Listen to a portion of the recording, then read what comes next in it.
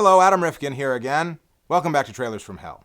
Today it's the snobs against the slobs. That, of course, was the iconic tagline for what would be one of the most beloved sports comedies ever made. In 1980, I vividly remember seeing this movie when it came out, and thanks to some great casting, a hilarious script, and an unassuming Baby Ruth bar, it caused me to laugh harder than I had ever laughed before. I am, of course, talking about Caddyshack.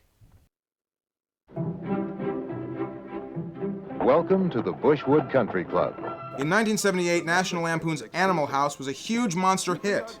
It was written by Harold Ramis, Doug Kenney, and Chris Miller, all National Lampoon alums. Ramis then wrote Meatballs, starring Bill Murray, which was another hit, and that led to Ramis getting a shot at his directorial debut, which would be Caddyshack, a hilarious comedy about the comings and goings at an upscale country club and how the slobby caddies screw the snobby club members.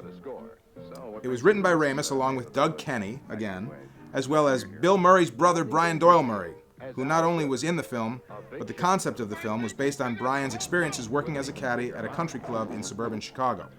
Caddyshack was the film that really introduced Rodney Dangerfield to the world. Despite playing opposite all these huge comedy superstars, he totally stole the show and became a comedy superstar of his own. Bill Murray and Harold Ramis had also worked as caddies when they were young, and a lot of the film's characters and scenarios were inspired by actual country club patrons and real events. Like the Baby Ruth bar scene was actually based on an actual event that happened. Not surprisingly, there was a ton of improvisation that went on throughout the production, so much so in fact that Ted Knight, who's hilarious in the film, by the way, got genuinely pissed off. Bill Murray's famous Cinderella story scene was completely improvised. Ramis basically gave him the direction to just act like a kid announcing his own imaginary golf game. Murray just took it from there. Sharing the flowers was his idea as a spur-of-the-moment thing. Bill Murray only shot for 6 days, and all of his lines were unscripted, which is incredible considering how present he is throughout the whole film. After the film was shot and cut, everybody agreed that the movie needed another through line.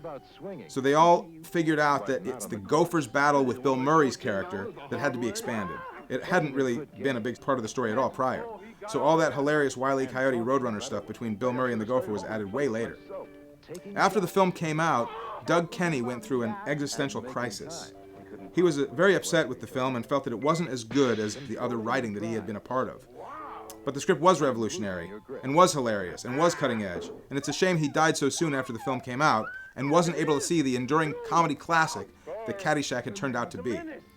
The New York Times called it immediately forgettable.